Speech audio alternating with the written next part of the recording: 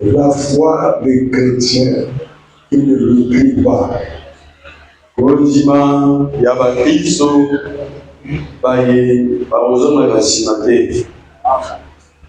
La foi des chrétiens qui n'ont pas honte. Kondima ya bakristo baye bazanga soni. La foi des chrétiens qui ne fléchissent pas. Kondima ya bakristo oyo bakolembaka te. Les chrétiens qui pensent que Dieu n'échoue jamais malgré le retard. Bakristo bayebaka na ete Nzambe alembaka eloko moko te ata retard constaté kati na yo. Amen. Amen. Amen. Oh, amen, non? Il faut être déterminé sur ton choix. Yo zalaka na ekateli na obonama na yo. Amen. Un chrétien n'a pas peur de la mort. Mokristo akobangaka liwa te. Parce qu'il sait que la mort, c'est Christ qui donne. Po ayebi ke liwa yango Kristo nde mopesi yango. Ah, je ne dis pas même toi. Il ne faut pas être un chrétien qui aujourd'hui tu l'es. Quand ça chauffe, tu vas chez les féticheurs. Yozala mokristo te ya kelelo makambo esimi Nzambe oye. Omoni ke likambo esimi tengu nganga kispo lilobi sunga ngai. Les chrétiens qui n'ont pas peur de la sorcellerie. Bakristo baye bakobangaka bondoki te. Amen. Amen. Depuis qu'on a dit que ta tante est sorcière, tu ne vas plus chez lui. Uta baluba itata na yo ndoki ndako na ye kutia biso lokolo te. Et quand tu regardes, c'est la vérité. Est-ce que ça sort te? Tu n'y arrives plus. Okoma lisusu kuna te. Quand tu ne savais pas, tu partais. Tango yebaki te ozalaki kokende. Et maintenant qu'on t'a dit, tu n'y vas plus. Alors lokola bayebisi yo okati okende lisusu te. Ça, c'est pas la foi, ça, c'est la peur. Wana ezali kondima te, ezali bongo. Quelqu'un qui a la foi forte ne recule jamais. C'est plutôt le sorcier qui a peur de lui. Moto azali ondima makasi azomeka nsima te kutu ndoki wana nde moto akobanga ye. Amen. Tu dois être engagé et déterminé. Yozala moto oyo amipesa pe na ikateli na motema. Tu ne peux pas être une personne de deux temps. Yozala te moto ya bongo. Tu ne peux pas être quelqu'un qui prie Dieu par occasion. Yozala te moto asambela Nzambe na mabakumba makambo moko boye. Tu dois être une personne qui aime Dieu comme si rien n'était, même si tu n'as mangé, même si tu n'as pas mangé, en tout cas tu dois l'aimer. Yozala moto oyo alingi Nzambe bolingo na wana ezala assujetti na eloko moko boye. Olia olala nzala ozanga okelela bolingo na yo na Nzambe tikalaka mobimba. Amen. Amen. Sinon, le jour où on te dira que ton mari est sorcier, tu vas quitter la foyer. Soki te mokolo bakoya koloba mobali na yo azozala alindoki okokima ndako ya libala. Eh bien oui, tu n'auras pas la foi de dire je veux le délivrer au nom de Jésus. Makasi ya koloba ekozala te ya koloba na kokambola ye na kombo na Yesu. On ne devrait pas être un chrétien comme les sœurs qui m'ont appelé papa. On a prophétisé Même nous-mêmes, on a rêvé. Beaucoup de gens ont vu ça. On nous a demandé de quitter la parcelle que notre père a laissée. Sinon, notre maman il va mourir ou une personne va mourir. Donc nous sommes obligés de partir. Makambo ibimi baprofise lobi biso moko tozolala tozolota ezoloba marete biso awa ebota mobimba obima na lopango tata tiki osoki tobimi te mama ototika na ye akokufa bongo soki mama te moko kasi na biso bana akokende ebongi bongo tobima na lopango. Je lui ai dit, mais qui est malade? Na lutuni ye nana ngo azobela. Oh maman. Oh, maman dit. J'ai dit, mais quand ton père était en vie, maman ne tombait pas malade. Bongo, na tuni yo. Tao papa, zalaki na momoyi. Maman, zalaki, kobela rate. Tu oui. Il est rentré dans l'hôpital. Alors, au côté de l'hôpital, Bobima. J'ai à côté de vous, il n'y a pas des gens qui sont malades. Na le parent va voisin, on a mon malade à terre. Oh, oui, j'ai un ami aussi qui est malade. Ok, donc la solution qu'on vous a donnée, donc c'est de quitter la parcelle. Et vous partez dans quelle planète?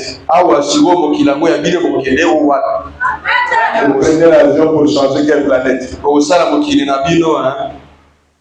Vous partez dans quelle planète? Puisque les gens qui vont en Europe là-bas, ils reviennent dans les cercueils.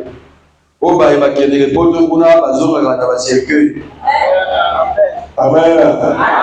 C'est Dieu dit non, ça c'est pas la prophétie. Ça c'est le diabolisme. Ça c'est les gens qui ne vous aiment pas. Donc bien à toi, tu dois le protéger. Je vous dis la vérité, même si ce n'était pas la parcelle de votre père, même ta propre parcelle, on peut te combattre.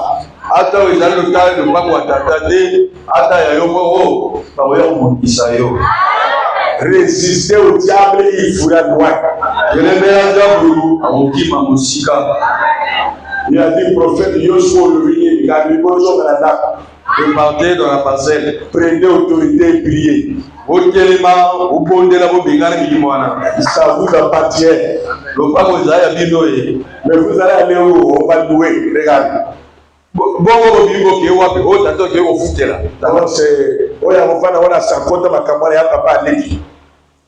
C'est le cadet à papa qui fait tout ça.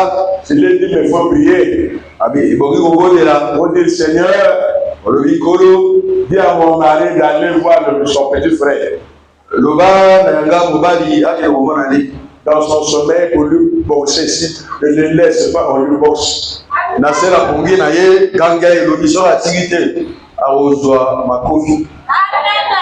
La Bible me dit que tout endroit où je fous les pieds, Dieu me donne en possession, donc la parcelle que mon père a laissée.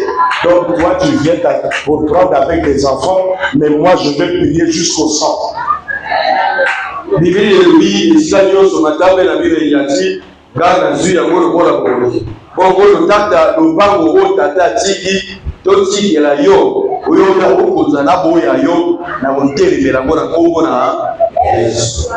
Écoutez-moi bien, n'oublie pas ça. Nguba, solo batina mabele. Et vous allez à Nguba. Pour que bota et vous allez.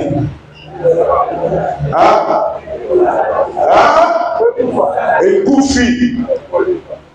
Et boti Nguba. Yo solo niveau changer les vos awana, les vos bon. Na foi il faut Koufa. Pour que aussi soit le ressource. Surtout affronter le water, yo gros bimate. So on a bon ya bateau, au sein de l'eau. Parce que oya kanga yo le bala a rotika yo facilement. Oya kanga yo ba bon ba a rotika facilement. Oya kanga yo bon ba a rotika facilement. Il faut s'affronter là dans la foi. Je ne dois pas reculer. Tu dois avancer malgré les tempêtes. Celui qui ne risque rien n'a rien. Mobala tembe, comme moi ça tembe à Koufa Kata Bitumba. Non, on dirait vous l'avez compris. Oui, mais bien aimé, un héros toujours plein dans la bagarre. Quand vous voyez lui est mort, il est toujours avec son épée. Il ne cède jamais. Jamais le bien-aimé. Toi, tu as déjà cédé. Là, tu écoutes ce que les gens disent. N'écoute pas ce que les gens disent. Suis ce que Dieu veut. Et Dieu le fera. Est-ce que tu es là, mes bien-aimés? Aujourd'hui, là, c'est quoi? Il n'y a pas de travail aujourd'hui. Hein? Pourquoi? Le 1er mai, fait des travailleurs. Demain, tu sais quoi? Pourquoi? Hein? Le ministre a dit le repos au pays. Maintenant, la semaine passée, avait aussi férié, c'est quoi? Hein? Quoi? Pâques, hein? Et pourquoi maintenant tous les Congolais font Pâques? Pourquoi? Si on a mis tout là-bas. Les Congolais nyonso Pâques comme fête nationale du Cabo ni. Hein? Les Camerounais, les chrétiens, tout les Congolais, tout les chrétiens. Après, ils vont belé. Maintenant, ce qu'on pas que il pour la Congo, il va faire la fête nationale. Parce qu'il y avait un homme, un courageux. Il est catholique. Il a dirigé la conférence nationale. Dans son courage, il a introduit les fêtes. Les fêtes de l'église. Il y a l'église. Quand c'est la constitution nationale. Donc vous ne connaissez pas bien. Il y avait ce qu'on appelle Congo Ernest. Congo Ernest. Amen. Hein? Le frère Congo, entre parenthèses, le frère Congo. Quand nous dirigeons la conférence nationale, il a usé de son pouvoir de mettre les fêtes chrétiennes.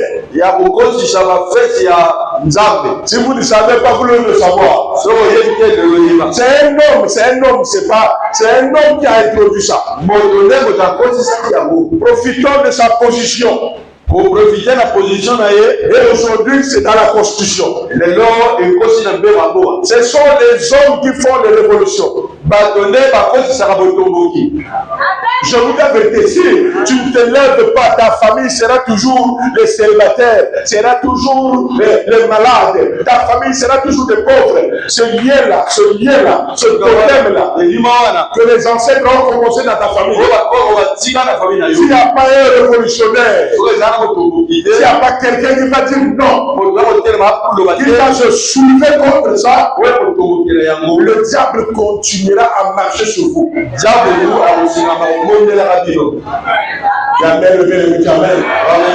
Quand tu constates toi, pas de mariage, pas de travail, ta soeur, pas de mariage, pas de travail, pour tous il n'y a rien.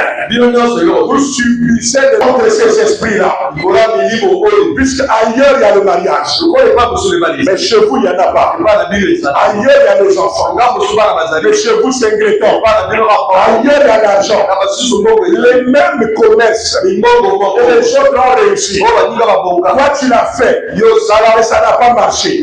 Mais comme tu n'es pas encore mort, il n'est pas trop tard. Tu dois te réveiller. Même si c'est la nuit, tu dois le faire. Même si c'est le bon matin, tu dois partir. Ne recule pas devant tout au nom de Jésus. C'est ça la révolution. On appelle ça la foi des chrétiens déterminés.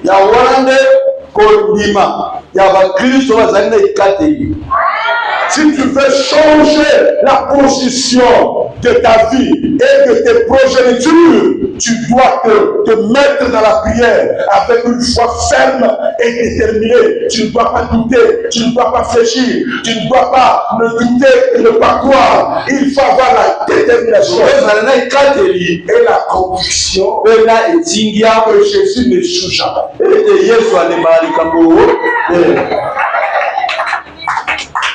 Tu n'as pas acclamé ta peur. Il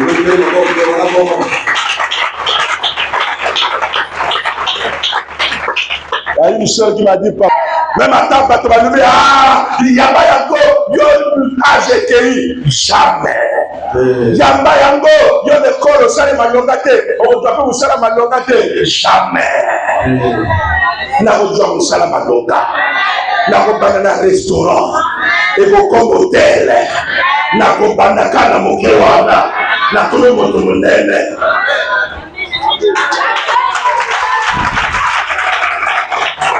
Na champ, au sein de la chambre, on a dit la moka, et vous comme 200, et 300, et vous comme 2 hectares, et vous comme hectares, et vous comme 3 hectares, et vous comme 10 hectares, et vous comme 100 hectares, là vous comme un tracteur, et vous comme entreprise en dehors. On dirait que tu ne vois pas comme ça. Celui qui fait long feu, c'est ce qui commence. Celui qui a peur de commencer ne fera rien.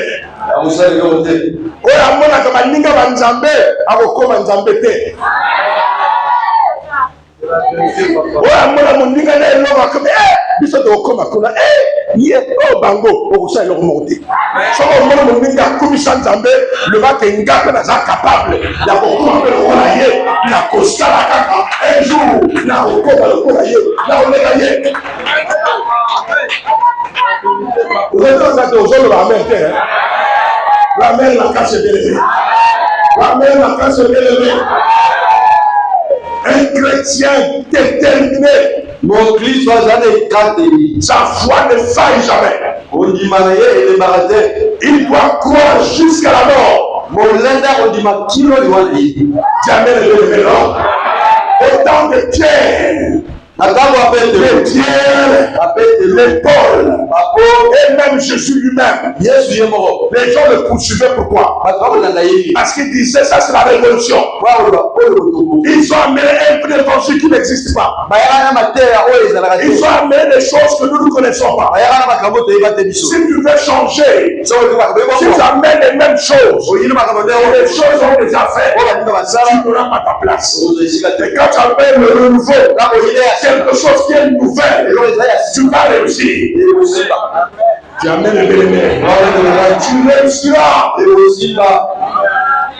S'il n'y a pas quelqu'un qui a été nommé après la retraite, tu seras le premier à être nommé et à travailler quelque part, à faire un cabinet comptable, un cabinet d'avocat, un cabinet d'affaires, là où tu peux travailler et aller jusque loin.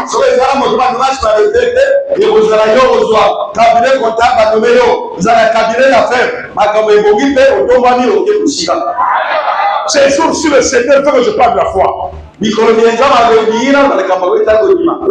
mes bien-aimés. Relève-toi. Ne dors plus comme ça. Ne pense plus trop. Sois courageux dans toi. Sois avoir la foi. N'aie pas honte de ta situation. N'aie pas honte de ta situation. Sois fier de toi-même.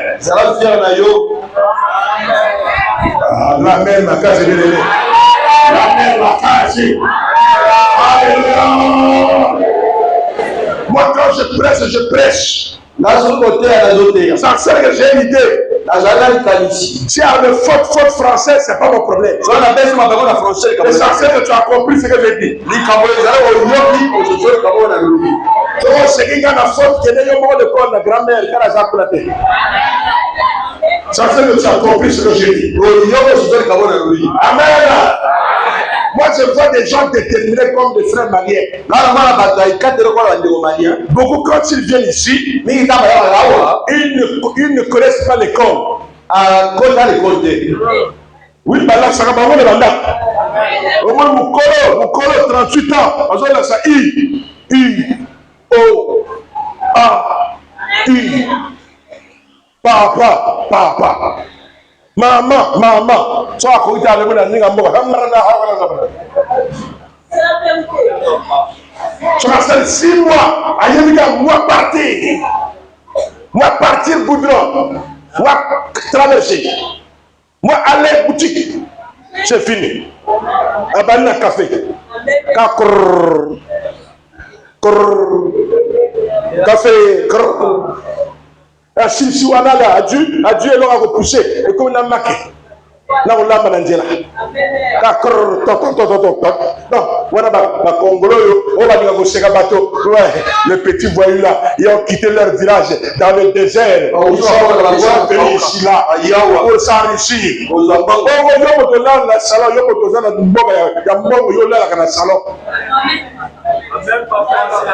Je vous dis la vérité, maman. Au courant que le seul commerce n'a qu'une, on doit place. Et à l'ajouter, car on les a partout, le commerce, tu peux réussir. Pourquoi? Parce que ceux qui sont ici là, ils n'ont pas la foi. Ils ne sont pas déterminés. Parce que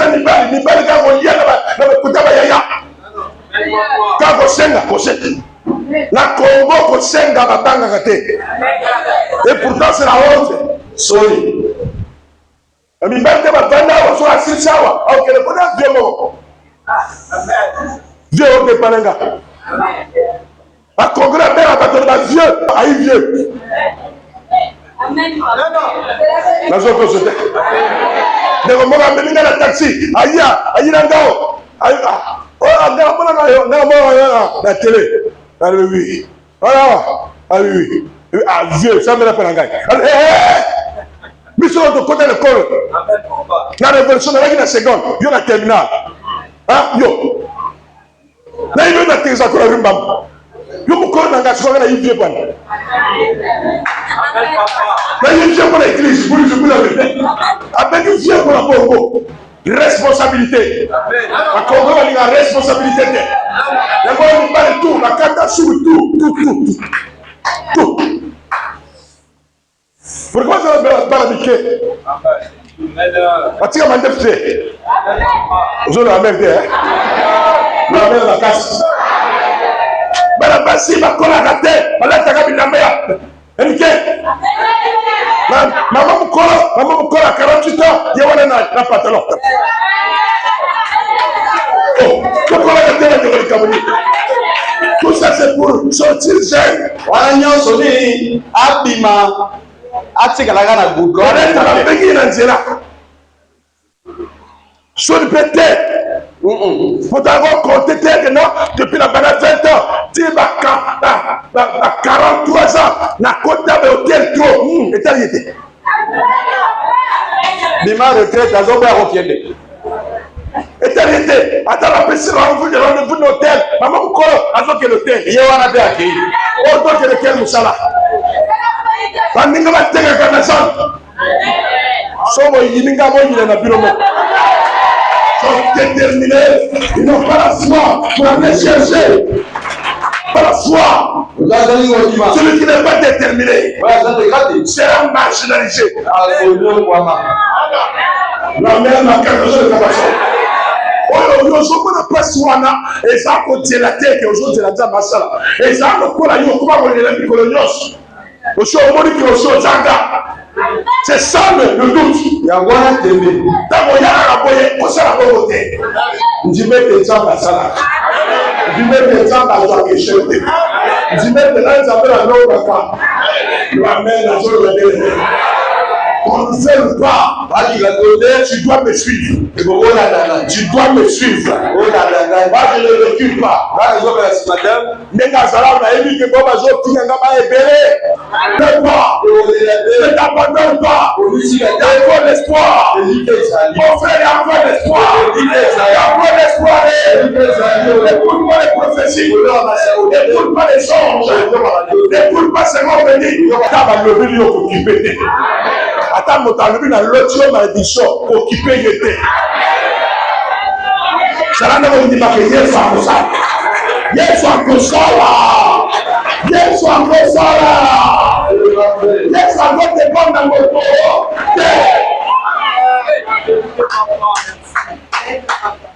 Ah, tu as la tanga solité. Et on les regarde la cité et tout. Quelqu'un qui était à la maison. Que l'espace devant la porte ne pouvait plus les contenir. Il leur annonça quoi? La parole.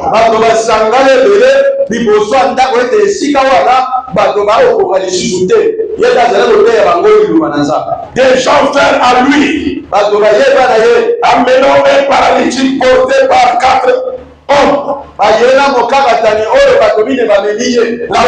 La foi des chrétiens, déterminés.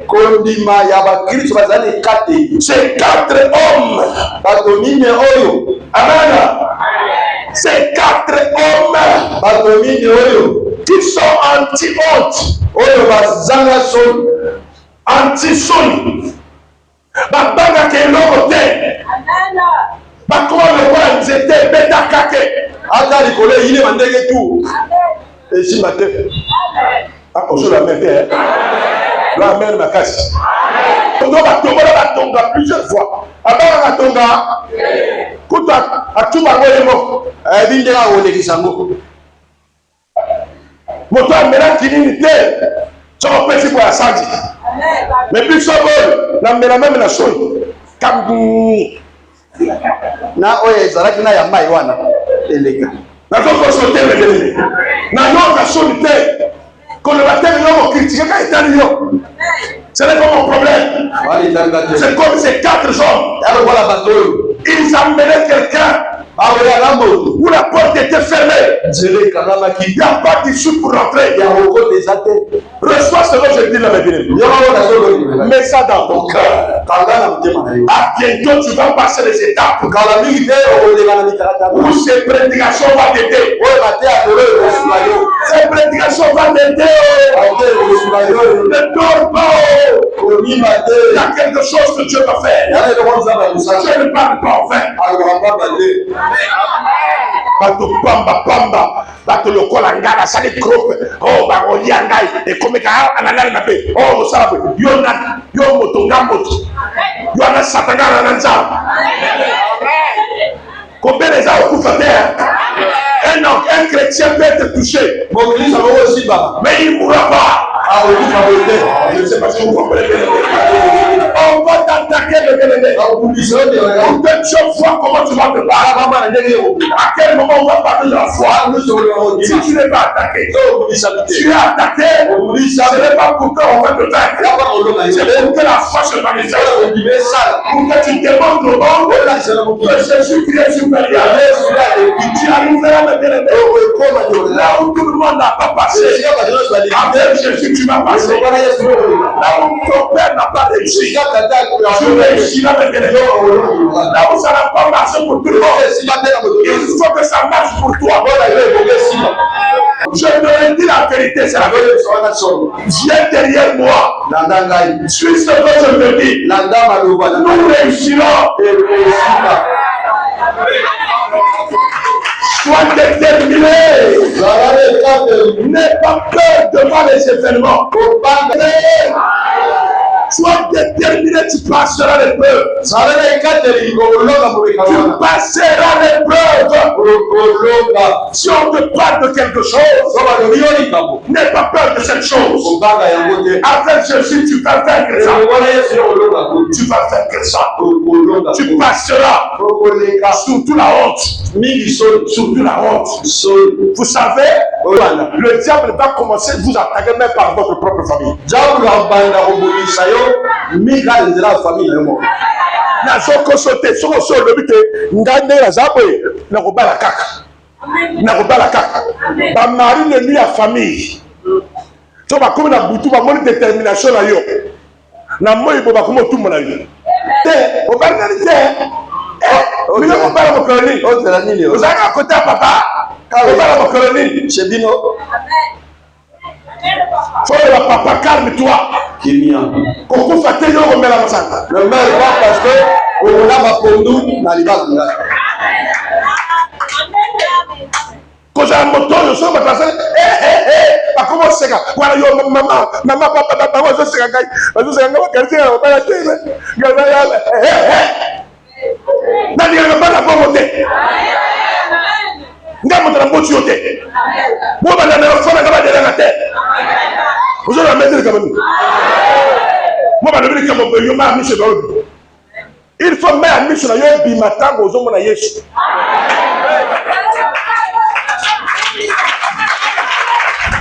Nana sara bongo o mori parfum na tia sawa so e évangile swinga na mi se balobi même te fa pile ma mi se balobi mais ngaso mota kufi para na lele ya ji Ikabo.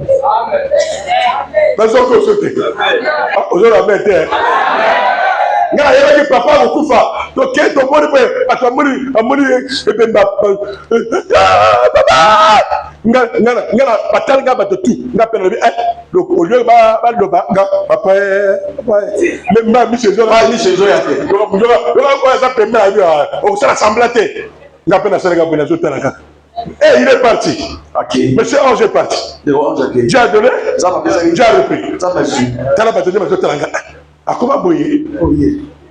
nga ma biso bimera mingi na Yesu. Vous avez été béni. Ata batsoli yo banda lelo kolela te. Nous va bango rendez-vous na mikolo koya. Ata ba le rendez-vous ya wapi ya yo ese beba kala bite. Ata e beba kongo sara. Ala kina kenaje. Soli nzamba sansi sara na Abraham. Comme le fangai. Le va trois fois et aussi bas.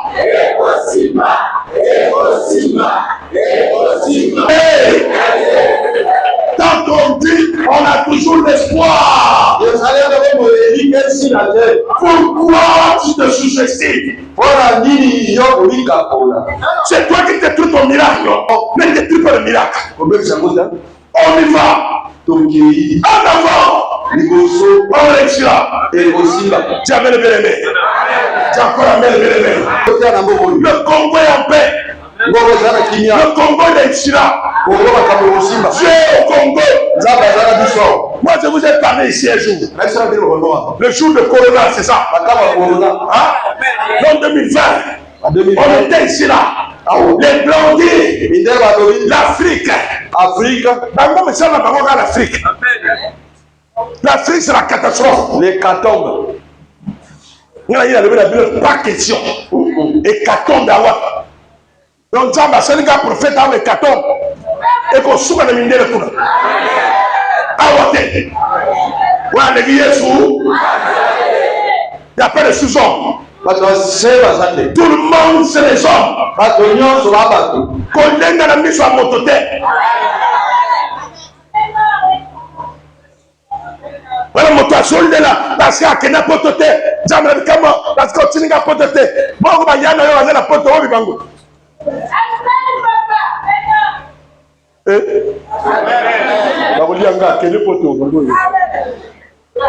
Aujourd'hui, la poteau, souvent, on va faire la poteau. Pour la passer quand on tombe, on va passer à Mikel Mokong. On va champion à Manille. Là, c'est le métro, la France. Ah, bonjour, bonjour. Bonjour. Attends, Yanni. Michel Mango, vous l'avez dit. Tout le monde, tu vas qu'il y a un poteau. Passer la garde à côté du Baba. Quand la maison de retraite. Michel et Yann, va noir, n'a ni n'elle. Attends, vous l'avez mis. T'es bon qu'il y a le poteau. Nous allons encore pour la poteau, comme nous avons pas encore pour la yoao. Donc, on a sorti à yoao. La seule qui a la poteau. La commande à poteau. Jamais. Et puis, l'homme est dans la poteau, tout n'a pas utilisé.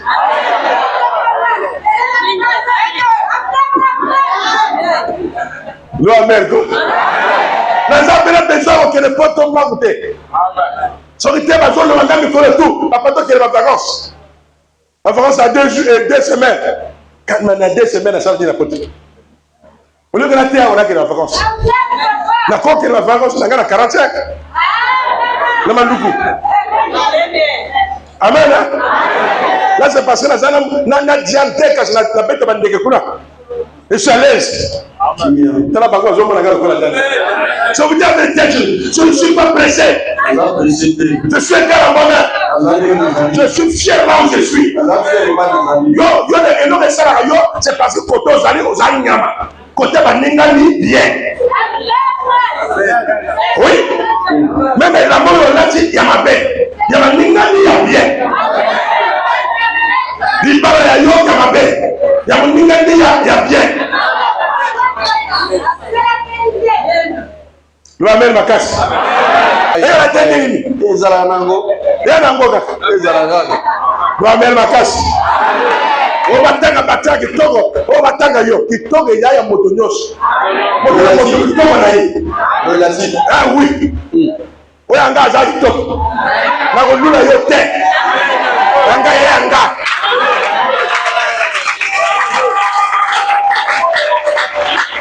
Lui amène ma casse de Alléluia. Que le Seigneur te bénisse. Dieu te bénira.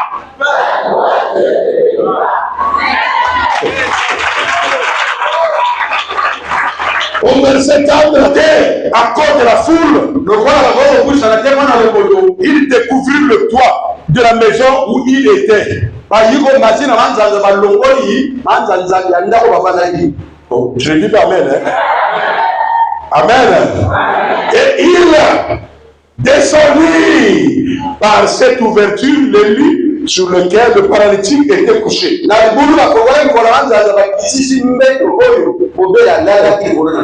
5, va devenir. Hein? Jésus voyant quoi? Leur foi. Dit au paralytique, mon enfant, tes péchés sont pardonnés. Amen. Il y avait là quelques scribes qui étaient assis et qui se disaient au-dedans d'eux.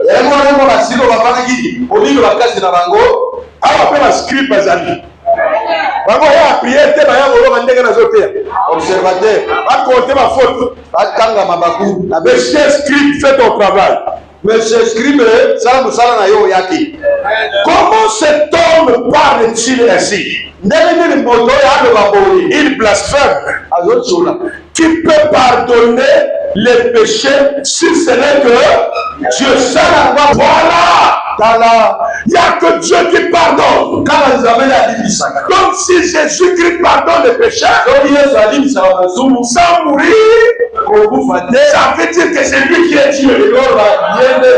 C'est lui le Dieu véritable.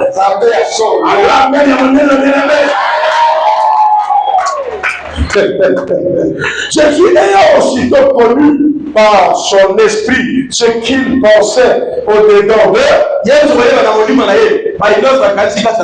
leur dit, pourquoi avez-vous de telles pensées dans vos cœurs? Lequel est le plus aisé de dire aux paralytiques des péchés sont pardonnés, ou de dire lève-toi, pardonne-lui et marche? Or, afin que vous sachiez, le Fils de l'homme, c'est-à-dire le Dieu fait chair, sur la terre, a le pouvoir de pardonner les péchés. Je t'ordonne, dit-il au paralytique, lève-toi, prends ton lit, et va dans ta maison. À l'instant, il se leva, prit son lit et sortit en présence de tout le monde. De sorte qu'ils étaient tous dans l'étonnement et glorifiaient Dieu, disant, nous n'avons jamais rien vu de pareil.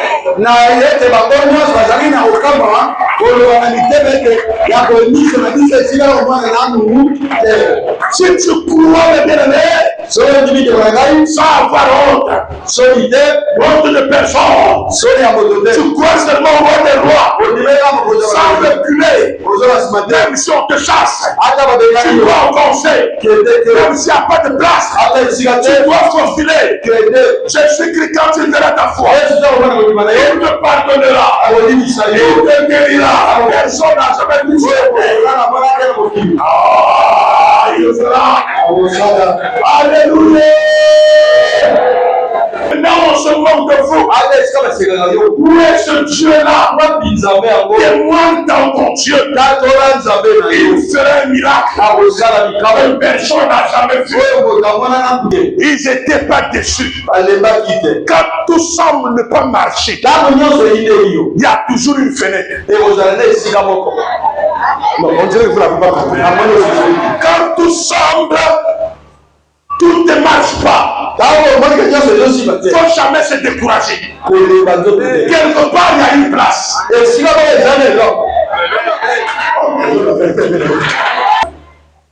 Dans la porte noire. Ah, désormais, il y a la crise. Il y a le col. Il y a la crise. Le monde, le pétrole ne marche pas. Le baril a diminué. Il y a le pétrole. Vous voulez avoir la foi? Toi, tu regardes les trucs économiques. Moi, j'ai la foi, je crois. N'aie pas honte de toi. Attends, l'homme, il faut la miroir.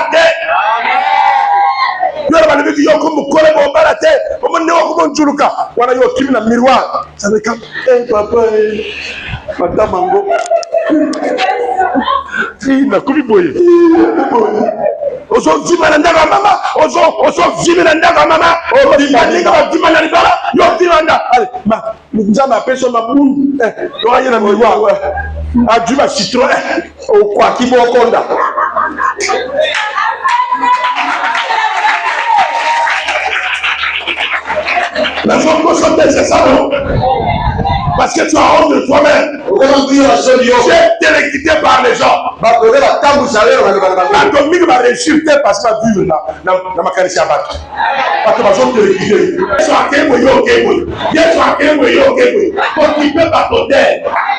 N'aie pas honte de toi. Je suis venu te parler ce soir. N'aie pas honte de toi. Ce n'est pas parce que l'autre est passé par là que tu ne réussiras pas. J'ai prié pour un frère. Je suis classe 98. Mais je suis sergent chef.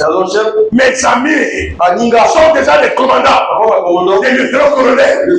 Mais moi j'ai la foi que mon Dieu est capable. Prie pour moi, prophète.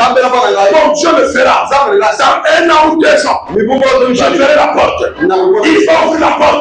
Je prie pour lui. Mais je le regardais. Quand il vient, c'est ce qu'il me dit. Mes amis se moquent de moi. Commandant. Toi, tu es toujours d'aller. Faut voir ta famille. Consulter famille. Il y a dit dans la famille, t'es commandant. Moi, j'ai Jésus-Christ. Jésus-Christ agira. C'est toujours ce qu'il disait. Quand les gens se moquaient de lui, quand quelqu'un les possède, ça va combattre. Kusambela nzambe atuabu sagokele nani Cameroun atomi le kelo mbangu asala comptabilité akomina la chef mbangu ya yi commandant moningo le colonel ya zanate XL moningo yo adjoint vélo. Vous voyez le bien-aimé, moninga zo kaboye yo zoya na mbangu tu alibi na zoya na Yesu leta na Yesu ezalaka te. Ils ont arraché les tours. Ils ont fait quelque chose que personne n'a jamais fait. Jamais le bien-aimé. Ta cause ne recule pas. Ne recule pas. Va te battre. Combat le bon combat de la foi. Tu réussiras. Quand tu combats, tu crois quoi? Que je vais réussir. Moi qui te prêche, personne ne pouvait pas me croire. Mais par la foi, par la détermination, je suis sur les choses. Je n'ai pas honte. Je continue. Je vais aller jusqu'au bout. Je vais combattre la maladie. Je vais combattre l'échec. Je vais combattre la société. Je vais combattre les gens qui qui marchent contre moi. Je vais combattre ceux qui se préparent pour me confronter. Je vais les combattre. Ceux qui marchent contre moi, je vais les combattre. Ceux qui nous veulent connaître l'église, je vais les combattre. Avec Jésus, je vais réussir. Est-ce que tu entends bien aimé? Toi qui dors, toi qui es fatigué, parce qu'on a parlé, parce que tu as perdu quelqu'un d'important, relève-toi. C'est Dieu qui a décidé. Mais relève-toi. Relève les défis. Avec Jésus-Christ, tu n'échoueras pas. Avec Jésus-Christ, on n'échoue jamais. Même si ça prend du temps, il y a toujours une porte. Que le Seigneur nous bénisse.